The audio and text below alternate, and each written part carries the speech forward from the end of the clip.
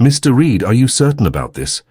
Olivia held the charity ball invitation between her fingers, her expression carefully neutral despite her racing thoughts. Alexander Reed looked up from his computer, steel blue eyes meeting hers with unexpected vulnerability. Why? Do you think it's inappropriate? I'm your assistant, Olivia said, straightening her simple black blazer. The Barrett Foundation charity ball is for executives and their significant others. Rebecca cancelled, Alexander said, running a hand through his salt and pepper hair. And frankly, I'd rather attend with someone intelligent who understands my business than another socialite who'll spend the evening networking for herself. The air between them crackled with unspoken tension. Olivia had worked as his executive assistant for 3 years, maintaining a perfect professional distance, despite the occasional moment when Alexander's rare smile made her forget he was her boss. Your friends might misinterpret, she warned. Let them, he replied with surprising firmness. It's just business, Olivia. I need someone who understands my projects when investors ask questions. Alexander's morning had begun like every other since his divorce 3 years ago. He arrived at Reed Developments at precisely 7:15 a.m., reviewed project reports until 8:30, then held his executive briefing at 9 SAR.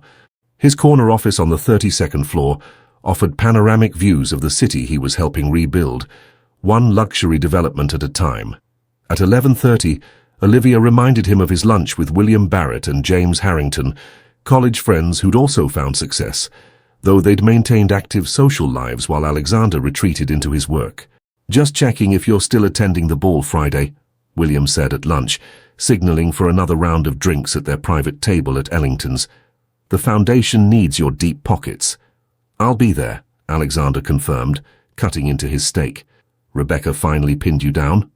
James grinned. Smart man. She's been circling for months. Actually, Rebecca had a conflict. I'm bringing Olivia. The momentary silence was broken by William's laugh. Your assistant? Alexander, this isn't a board meeting.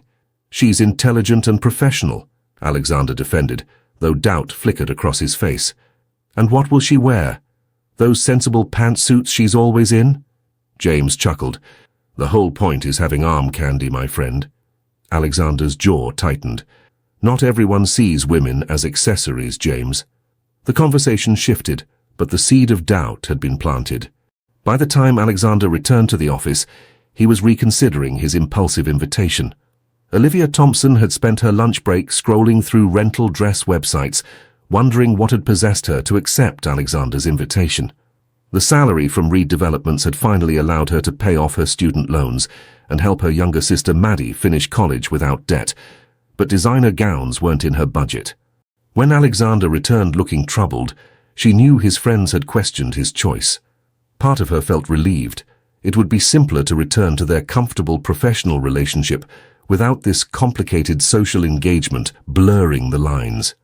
At 7:15 p.m., as Olivia was preparing to leave, her phone rang. Maddie? What's wrong? She asked, hearing her sister's panicked voice.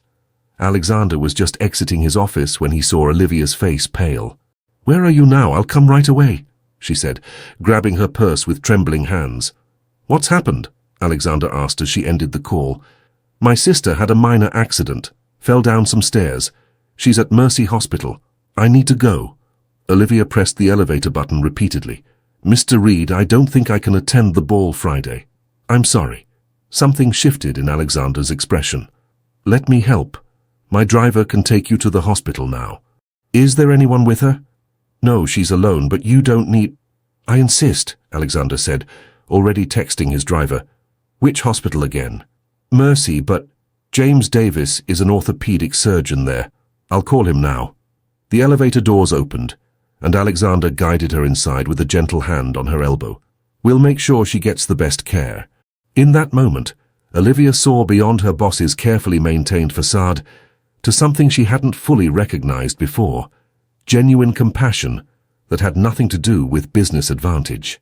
Thank you, she whispered as the elevator descended, carrying them into territory neither had mapped, somewhere beyond employer and employee, but not yet defined. Is this too much? Olivia turned before her bedroom mirror, the borrowed vintage gown flowing around her like emerald water. It's perfect, Maddie insisted from her perch on Olivia's bed, her ankle wrapped in a support brace. Mr. Reed won't know what hit him. It's not like that, Olivia protested, adjusting the necklace Maddie had loaned her, their grandmother's crystal pendant, the only fine thing they owned. He just needed someone who understands his business. Right. That's why he personally called Dr. Davis for me and sent flowers every day this week. Olivia avoided her sister's knowing gaze. Alexander's unexpected kindness during Maddie's recovery had revealed a side of him she'd never seen in 3 years, of fetching his coffee and managing his calendar. He'd checked in daily, arranged for the best care, and even covered expenses her insurance wouldn't, all without being asked. "He's just grateful I'm still able to attend," Olivia said, though uncertainty colored her voice. "Liv, normal bosses don't do what he did." Maddie reached for her crutches.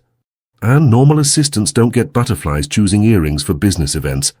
Alexander paced the hotel lobby, checking his watch for the 3rd time. Several board members had already nodded in greeting as they entered the ballroom with their glamorous companions.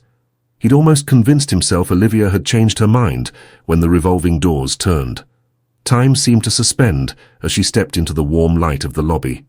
Gone was the practical assistant with her sensible suits and minimal makeup. In her place stood a woman, whose elegant green gown complemented eyes he'd somehow never noticed were the color of summer leaves. Her dark hair fell in soft waves instead of its usual tight bun, and the hesitant smile she offered transformed her familiar face into something extraordinary. "I'm not late, am I?" Olivia asked, approaching him. Alexander realized he was staring. "You look—" He struggled for words. "Different," she suggested, self-consciousness creeping into her expression. "Extraordinary," he finished, offering his arm. "How's Maddie?" "Much better, thanks to you." Her fingers rested lightly on his sleeve. "She insisted I come tonight, to thank you properly. I'm the one who should be grateful. You saved this night from tedious small talk." The ballroom glittered with crystal chandeliers and the jewels of Pittsburgh's elite. Olivia felt eyes turn as they entered, curious glances and raised eyebrows following their progress across the floor. "Alexander," William Barrett approached, champagne in hand. "And this must be Olivia. Barely recognized you outside the office." "Mr. Barrett," she acknowledged with composed grace that surprised Alexander. "William, please. Any chance you've convinced Alexander to support the children's wing expansion?" Before Alexander could respond, Olivia smiled. "He's considering a comprehensive proposal. The hospital's current plans don't address family accommodation needs sufficiently." William's eyebrows rose. "You're familiar with our hospital project?" "I review all Mr. Reed's potential investments," she replied simply. Alexander felt an unfamiliar surge of pride. "Olivia has excellent insight into community needs. Speaking of which, we should greet the mayor. He's been waiting for updates on the Riverside development." As they navigated the crowd, Alexander discovered a different side to Olivia. Her knowledge of art from museum visits with her sister, her quick wit with donors, her thoughtful questions about others' families. She spoke passionately with the mayor's wife about urban gardening initiatives and charmed the notoriously difficult chairman of the Historical Preservation Committee. For her part, Olivia glimpsed the man behind the executive, his genuine passion for creating housing developments that revitalized neighborhoods, his awkwardness in purely social settings, his thoughtful observations about city planning that went beyond profit margins. "May I have this dance?" Alexander asked as the orchestra began a waltz. "I should warn you, I haven't danced since college," Olivia admitted, as he led her to the floor. "I'll lead," he promised, his hand settling at her waist with surprising warmth. The dance began awkwardly, both acutely aware of their professional relationship, now literally in different hands. But as the music continued, something shifted. Their movements synchronized, tension melting into rhythm. Later, during dinner, William pulled Alexander aside. "I see why you brought her now," he smirked. "Been hiding that gem in plain sight, haven't you?" "It's not like that," Alexander responded, though he found himself watching Olivia across the room, engaged in animated conversation with an elderly philanthropist, her face alight with genuine interest. "Maybe it should be," William suggested. "You haven't looked this alive in years." The night passed in a blur of conversations, dancing and moments when their eyes met across crowded spaces, communicating something neither was ready to name. In the car afterward, silence settled between them, not the comfortable quiet of their office dynamic, but something charged with possibility. "Thank you for tonight," Olivia said as they arrived at her apartment building. "I had a surprisingly good time." "Would you like me to walk you up?" Alexander offered, surprising himself. At her door, they hesitated in that undefined space between professional and personal. The soft hallway light caught the crystal at her throat, and Alexander found himself wondering how he'd never noticed the quiet beauty of his assistant before tonight. "Good night, Mr. Reed," she said softly, keys in hand. "Alexander," he corrected. "After tonight, I think you can call me Alexander." Something flickered in her eyes. Possibility, uncertainty, or perhaps both. "Good night, Alexander," she whispered, disappearing behind her door before either could venture further into uncharted territory. "The Henderson proposal needs your signature by noon," Olivia said, placing the folder on Alexander's desk Monday morning. Her voice was professionally neutral, her outfit back to a crisp navy suit, hair neatly secured at the nape of her neck. Alexander glanced up, momentarily disoriented by the contrast between this Olivia and the woman who had danced in his arms Friday night. "Thank you. How was your weekend?" "Fine, thank you. Spent it with Maddie." She turned to leave. "Olivia," he called, stopping her at the door. "Would you join me for the Henderson review at 11? Your perspective might be valuable." Something flickered across her expression. Surprise, wariness, or perhaps both. Of course. Their Monday proceeded with careful professionalism, both pretending the ball had changed nothing. Yet small differences emerged. When Olivia brought his usual coffee, Alexander gestured to the chair across from his desk. "Do you have time for yours? I'd like your thoughts on the Riverside community feedback." Over the following weeks, more changes appeared. Coffee occasionally shared rather than delivered. Conversations extending beyond work tasks. Genuine laughter replacing polite professional smiles. "We have a situation with Riverpoint Plaza," Olivia announced one afternoon, placing a newspaper on his desk. The headline read, "Community Coalition Opposes Reed Development." Alexander frowned. The city council already approved the plans. The residents feel blindsided. They're organizing protests for next week. Alexander rubbed his temples. "Call legal. We'll need to prepare for delays." "Or," Olivia suggested carefully, "you could meet with them. The opposition. These families have lived there for generations. They're not against progress. They're afraid of being forgotten." Alexander studied her, seeing the passion behind her professional demeanor. "You think they'd even listen?" "I think it matters that you try." She hesitated. "My mother grew up in that neighborhood before we moved to the Lake District. Those connections matter." That evening, Alexander found himself in a church basement with Olivia beside him, facing 20 community representatives whose suspicion was palpable. "Mr. Reed isn't here to make promises," Olivia began, surprising him. "He's here to listen before finalizing any plans." For 2 hours, Alexander heard about third-generation businesses that couldn't afford higher rent, elderly residents who walked to their doctors, and community spaces where children studied after school. He found himself taking notes, asking questions, seeing the neighborhood through new eyes. "What if we integrated community spaces into the development?" he suggested on the drive back. "Dedicate the ground floor to local businesses at controlled rents? Include a community center?" Olivia smiled, a real smile that reached her eyes. "That could work.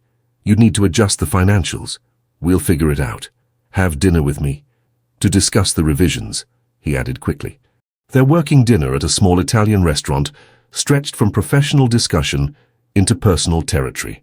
Alexander spoke about his divorce 3 years earlier, how work had become his refuge. Olivia shared stories of putting herself through night school while helping raise Maddie after their parents died. The revised Riverpoint Plaza plans emerged from their collaboration, Alexander's business acumen balanced by Olivia's community insight. The press praised the innovative approach, and new investors expressed interest in the community-conscious model. "The mayor wants to feature Riverpoint Plaza in his economic development address," Olivia reported weeks later. "They're calling it a new paradigm for urban renewal." Alexander smiled. "We make a good team." The groundbreaking ceremony was scheduled for September, with community leaders and city officials attending. Alexander asked Olivia to help coordinate his remarks, which would announce the creation of a community advisory board with actual influence over the project's evolution. "Mr. Reed," A familiar voice called as they reviewed the setup that morning. Rebecca Montgomery approached in a designer dress clearly not chosen for a construction site. "I've been trying to reach you for weeks." "Rebecca," Alexander acknowledged with professional courtesy, "I've been rather busy." "So I've heard. Your new community-focused development is all anyone's talking about." She placed a manicured hand on his arm. "I'm impressed, and I've secured us the perfect table for the Urban Development Awards next month. You're practically guaranteed the Innovation Prize." Olivia, standing nearby with the event coordinator, felt her stomach tighten at the casual "us." "I haven't confirmed my attendance yet," Alexander replied. "Don't be silly. Everyone will be there." Rebecca turned, noticing Olivia. "Oh, hello. Could you make sure there's sparkling water at the press table? Thank you." Before Olivia could respond, Rebecca continued. "Alexander, Mother insists you join us for the Symphony Gala beforehand. We'll make a weekend of it. Your tux from last year's foundation ball should be perfect." Alexander opened his mouth to correct her assumption, but the mayor's arrival interrupted. By the time he turned back, Olivia had disappeared. During the ceremony, Alexander searched for her in the crowd. Finding her at last standing far back, her expression professionally blank as she spoke into her phone.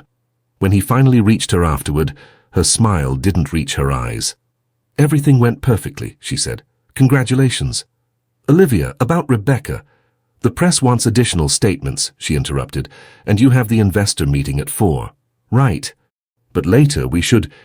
Actually, I need to request next week off. Family matter." Her voice was smooth, betraying nothing.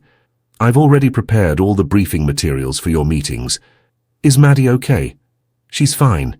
It's just personal time I need to take." Alexander nodded slowly, confused by the sudden distance between them. "Of course, whatever you need."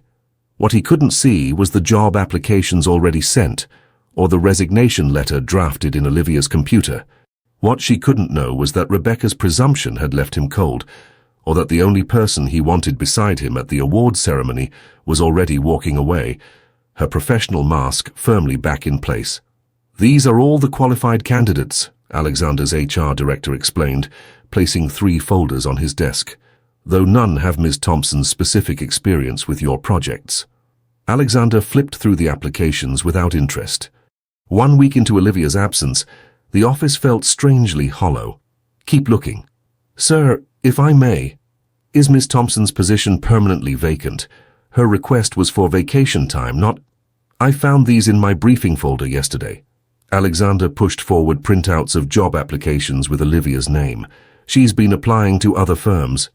The HR director's surprise seemed genuine. "That's unexpected. She's always seemed very dedicated." "Apparently not." Alexander closed the folders. "Continue the search. That will be all." Alone, he stared at the River Point Plaza model on his credenza, the project that had transformed from standard luxury development to innovative community space under Olivia's influence. The modification that had garnered industry attention and would likely win him the Urban Development Award next month. An award he would apparently be attending with Rebecca Montgomery, who had somehow appointed herself his social director. His intercom buzzed. "Mr. Reed, Ms. Montgomery on line 1. "Alexander," Rebecca's voice chimed when he answered. "I've finalized our itinerary for the awards weekend. Car will collect you at 7 Friday for the symphony, then brunch Saturday with the mayor before the ceremony. Rebecca, I've arranged for Vogue to photograph us arriving. Your community project has made you quite newsworthy." Her laugh tinkled through the speaker. Who knew social consciousness could be so trendy? Alexander pinched the bridge of his nose. "Rebecca, I don't recall agreeing to this arrangement." "Don't be silly. We've been moving in the same direction for months. This weekend simply makes it official." After ending the call, Alexander stood at his window overlooking the city. 6 months ago, he would have accepted Rebecca's social orchestration as beneficial for business. Now it felt hollow, a return to patterns he'd followed before Olivia had shown him different possibilities. Olivia sat on the weathered dock extending into the lake, watching sunset paint the water copper and gold. Her childhood home in Lakeside Haven remained largely unchanged. A modest cabin her parents had purchased 30 years ago, now maintained by weekend rental income and Olivia's careful management. Her phone buzzed with another interview request, this one from Montgomery Development Group, Rebecca's family company. The irony wasn't lost on her. "Hiding doesn't suit you," Maddie's voice called as she made her way down the path, ankle now fully healed. "I'm not hiding. I'm considering options." Maddie sat beside her, dangling her feet above the water. "You haven't considered anything except those ripples for 3 hours." "I've built my career on being indispensable," Olivia said quietly. "But everyone's replaceable eventually." "This isn't about your job," Maddie observed. "It's about him." Olivia remained silent, remembering Alexander's face as Rebecca placed her hand on his arm, with casual ownership. "You're running away," Maddie continued. "The Alexander you've described these past months isn't the cold businessman you initially painted. People change, sometimes because they meet someone who helps them remember who they really are. He's my boss, Maddie. Is that all he is?" When Olivia didn't answer, Maddie sighed. "I've watched you put your life on hold for years. First for me, now for your career. When do you get to want something for yourself?" "I'd like to thank the Urban Development Committee for this recognition," Alexander said, accepting the Crystal Award under bright lights. "But the person who truly deserves acknowledgement isn't here tonight." The ballroom fell silent as Alexander departed from his prepared remarks. Without her insight about community needs, this project would have been just another development.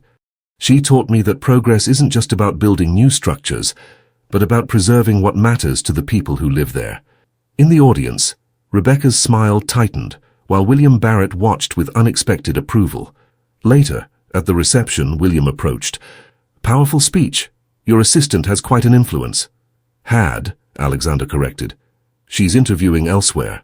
"Because of Rebecca?" Alexander's expression betrayed surprise. William laughed. "You didn't think everyone saw what was happening between you and Olivia. The woman transformed you from workaholic to community champion in months." "It wasn't like that, wasn't it?" William raised an eyebrow. "For what it's worth, Rebecca's been telling everyone you two are practically engaged. If you haven't set her straight, no wonder Olivia's looking elsewhere." After the reception, Alexander dismissed his driver and walked 15 blocks to clear his head. Without conscious intent, he found himself outside Olivia's apartment building.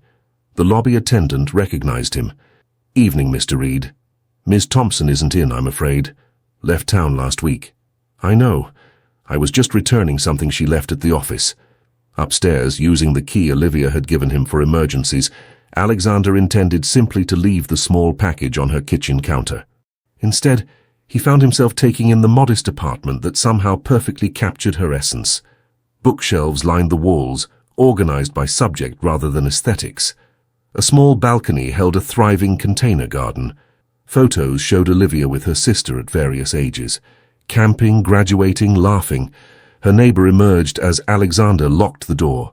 "You must be the boss," the elderly woman said without preamble. "She works too hard for you." "I'm sorry." "Years of night school while working 2 jobs to put her sister through college. Girl deserves better than typing letters all day."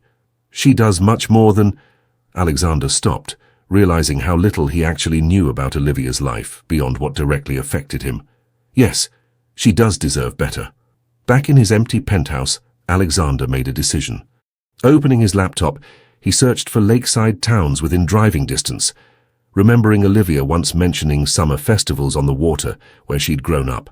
3 hours later, he had a list of possibilities and a plan that terrified and exhilarated him in equal measure. For the first time since his divorce, Alexander Reed was pursuing something that had nothing to do with business advantage, and everything to do with the person who had helped him remember there was more to life than balance sheets and board meetings.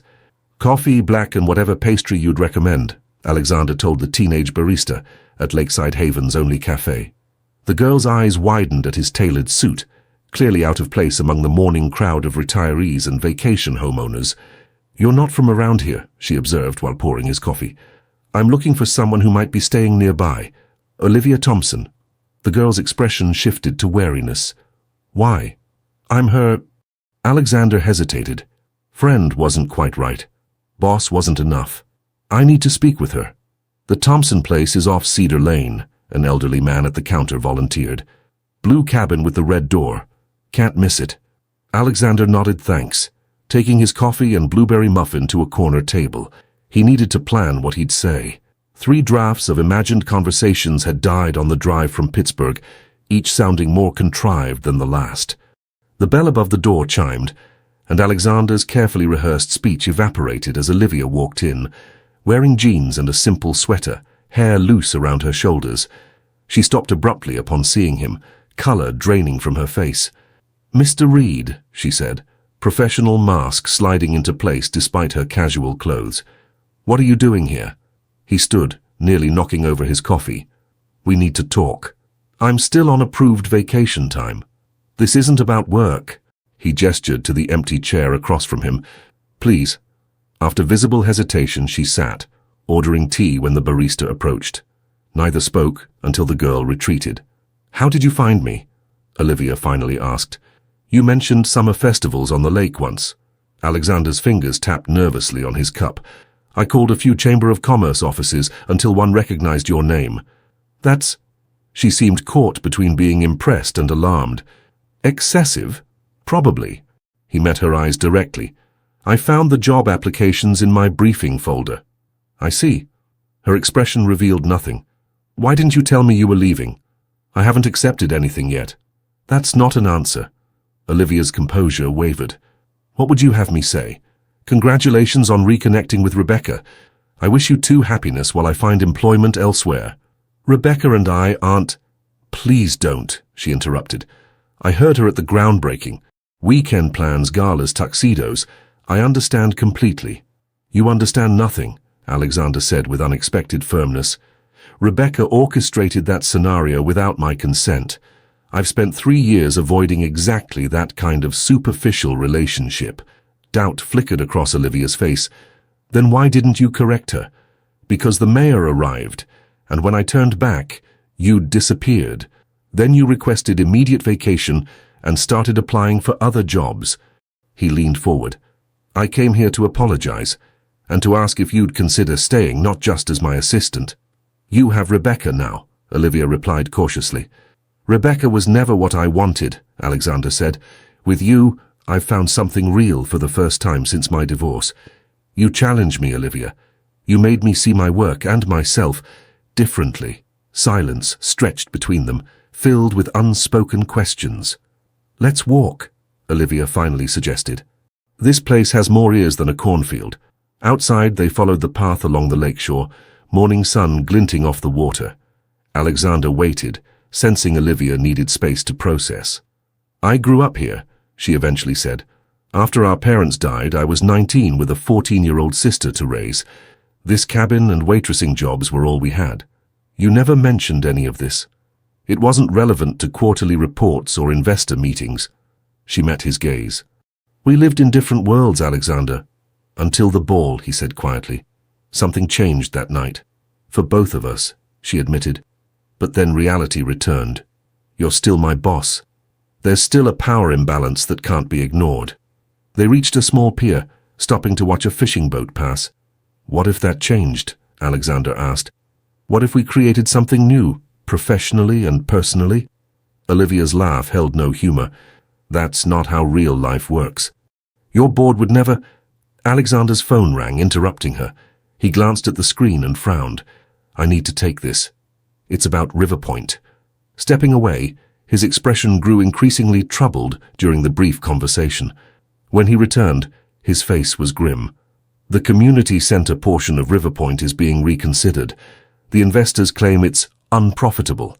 They're meeting tomorrow to vote on removing it from the plans." "They can't do that. It's the heart of the project. The reason the community supported the development at all." Alexander ran a hand through his hair. "They can, if I don't convince them otherwise." Without thinking, he turned to her fully. "We need to convince them the community elements are essential. Will you help me fight for this?" The question hung between them. So much more than a simple request for assistance. It was an invitation to partnership, to standing beside him rather than behind him. "You're asking me to come back," Olivia said slowly. "To what, exactly?" "To whatever we decide to build together." Alexander took her hand, the first time he'd touched her since their dance. "I don't want you as my assistant anymore, Olivia. I want you as my partner, in this project and whatever comes next." Her fingers tightened around his. "I'll need my own office." And a title that reflects actual authority, not just support staff status. A smile spread across Alexander's face. Done. And we take things slowly on the personal front, professional boundaries in the office. Also reasonable. And you tell Rebecca exactly where things stand. Already done, the morning after I found your job applications. Olivia's eyebrows rose. Really? Really? Alexander's expression softened. I've spent 3 years hiding in work because it was safer than risking my heart again. Then you walked into that hotel lobby in a green dress, and suddenly safety seemed vastly overrated. They stood facing each other, the morning sun warming their shoulders, the lake stretching before them like possibility itself. We have 19 hours to prepare for that investor meeting, Olivia said, practicality returning. Is that a yes?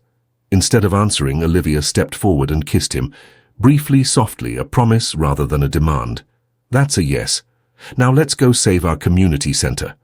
Absolutely not, Alexander's voice carried through the conference room. The community center remains integral to the River Point Plaza development. It's non-negotiable. 8 investors exchanged glances across the polished mahogany table. Harold Winters, the lead financier, leaned forward. Reed, be reasonable. The center reduces our ROI by nearly 15%. Actually, it doesn't, Olivia interjected, sliding documentation across the table. These projections demonstrate how the community investment generates long-term value through reduced turnover, increased occupancy rates, and enhanced property values in surrounding areas. And you are? Harold asked with thinly veiled condescension. Olivia Thompson, newly appointed Director of Community Integration for Reed Developments. She met his gaze steadily, her navy suit and confident posture marking her as Alexander's equal, not his subordinate. Alexander suppressed a smile at the investor's surprise. They'd driven straight from Lakeside Haven the previous evening, working until dawn in his office preparing their strategy. Their professional relationship had fundamentally shifted, Olivia no longer taking notes, but actively shaping the argument, challenging his assumptions, strengthening their position. The numbers look promising, admitted Eliza Chen, the youngest investor. But projections aren't guarantees, which is why we've secured these commitments, Alexander added, distributing another document. The mayor's office is providing tax incentives for the community space. 3 foundations have pledged operational grants. And importantly, the neighborhood association has agreed to manage programming through a joint partnership. By meeting's end, they'd preserve the community center, though at the cost of slightly reduced profit margins that Alexander would absorb personally, rather than sacrifice the vision. As the investors filed out, Harold lingered. Interesting dynamic you two have, he observed. She's not just window dressing, is she? Ms. Thompson is the reason this project will succeed, Alexander replied firmly. Her insights into community needs have transformed our entire approach. After Harold departed, Alexander turned to find Olivia, organizing their materials, the tension in her shoulders finally releasing. We did it, he said quietly. We did. She looked up, professional demeanor softening. What happens now? Dinner? He suggested. Without spreadsheets and financial projections? I'd like that. Over the following months, their relationship evolved on parallel tracks. Professional partners publicly, something more private developing in the margins of their busy lives. At Reed Developments, Olivia no longer occupied the assistant's desk outside Alexander's office. Her new position came with corner space 3 floors below, where she built a team focused on community integration across all projects. The architectural team needs direction on the West Side project, Olivia reported, during their weekly coordination meeting, now held in the company conference room rather than Alexander's office. Their current design doesn't accommodate the daycare facility we promised the neighborhood council. Send me the plans, Alexander replied. I'll review them tonight. Already scheduled a joint meeting for tomorrow. More efficient if we address it together. Their colleagues quickly adapted to the new dynamic. Olivia's authority no longer derived from her proximity to Alexander, but from her own expertise and position. In meetings, she occasionally disagreed with him, their productive tension generating better outcomes than either would have achieved alone. The personal side developed more cautiously. Dinners where conversation ranged beyond work. Weekend walks through neighborhoods they were helping develop. Alexander attending Maddie's college graduation celebration, meeting Olivia's extended family as a friend from work, though their linked hands told a different story. "Your sister seems happy," Alexander observed as they drove back to the city. "She is. The teaching position starts next fall." Olivia glanced at him. "Thank you for coming. It meant a lot to her." "And to you?"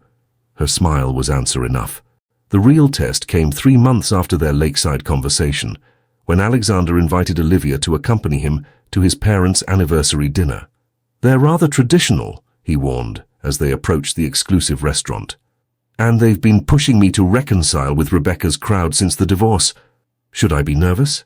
Olivia asked, smoothing her dress. "They should be nervous. You're formidable when challenged." His mother's carefully arched eyebrow upon meeting Olivia spoke volumes, as did his father's assessment of her non-Ivy League credentials. But when dinner conversation turned to the River Point Plaza project, Olivia's passionate intelligence gradually won their grudging respect. "She's not what I expected," his mother admitted, when Olivia excused herself briefly. "Though I'm not sure she understands the social obligations that come with your position." "She understands exactly what matters," Alexander replied. "That's why I love her." The words surprised him, not because they weren't true, but because he hadn't planned to acknowledge them so directly, so soon. When Olivia returned, something in his expression made her pause. "Everything okay?" "Perfect," he assured her, taking her hand beneath the table.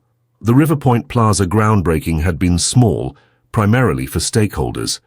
Its grand opening, 18 months later, was a community celebration.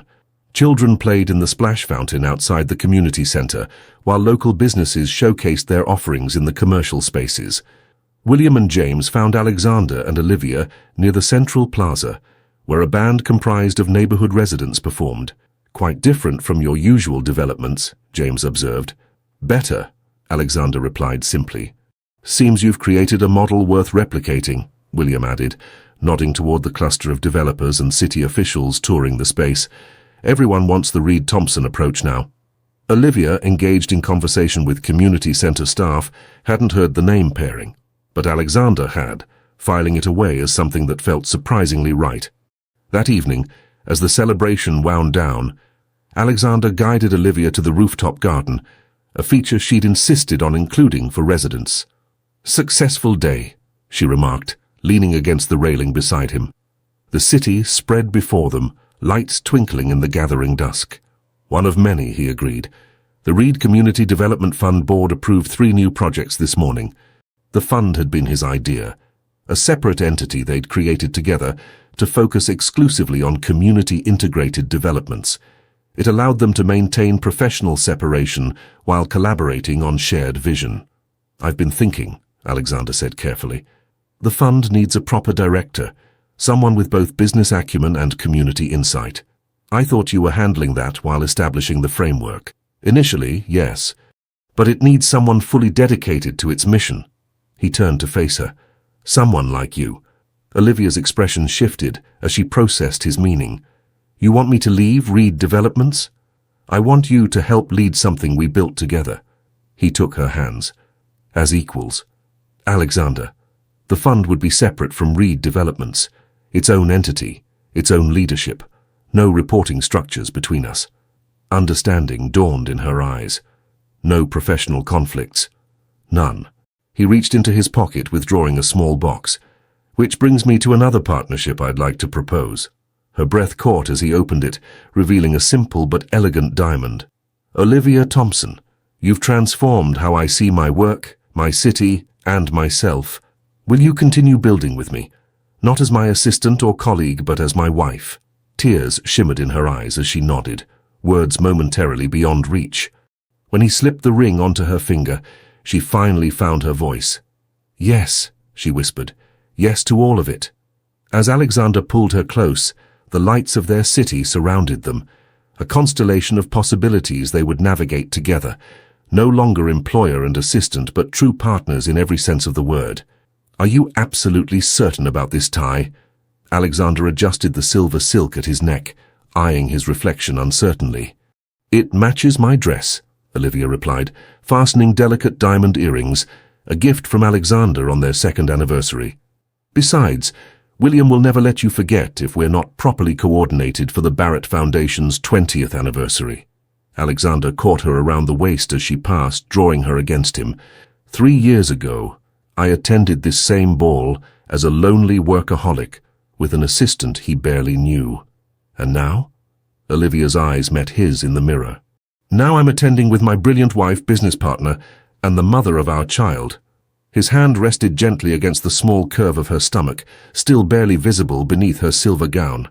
The news was fresh, just 8 weeks along, and tonight would be their first public appearance since confirming the pregnancy. They'd agreed to share the joy with close friends at the ball, a fitting full-circle moment.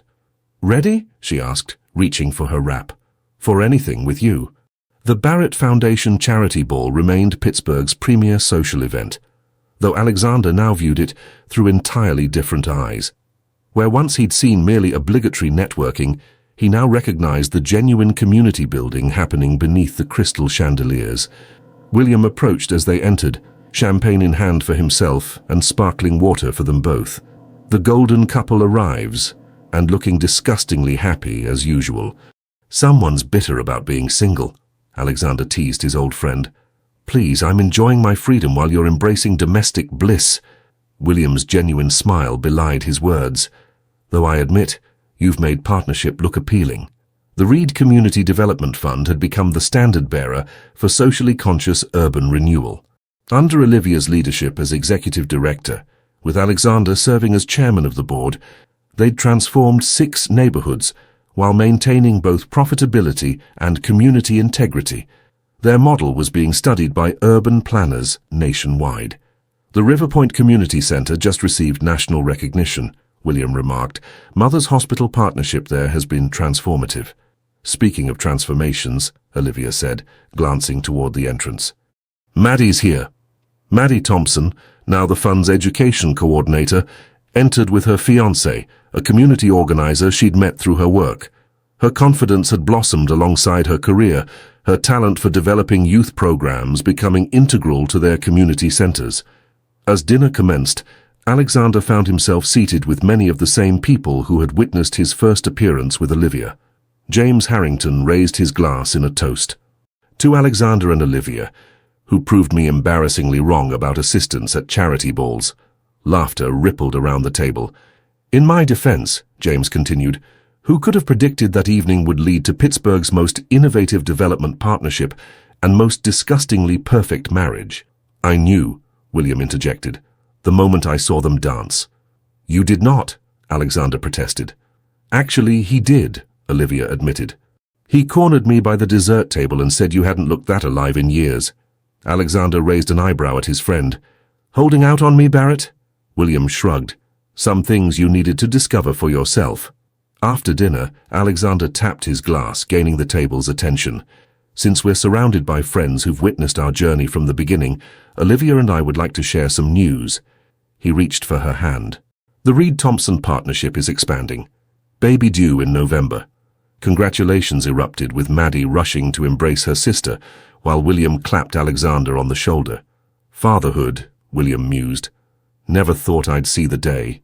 "Neither did I," Alexander admitted. "But then I never imagined any of this." Later, as the orchestra played, Alexander led Olivia to the dance floor.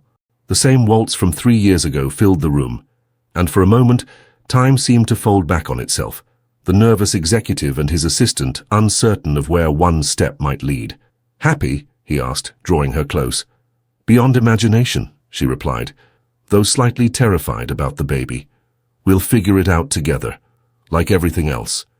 As they moved across the floor, Alexander caught sight of their reflection in the ballroom's mirrored wall. No longer the lonely millionaire and his unexpected date, but partners who had built something neither could have created alone. "Remember when you couldn't believe your eyes?" Olivia teased, referencing their friends' jokes about that first night. Alexander's hand pressed gently against the small of her back.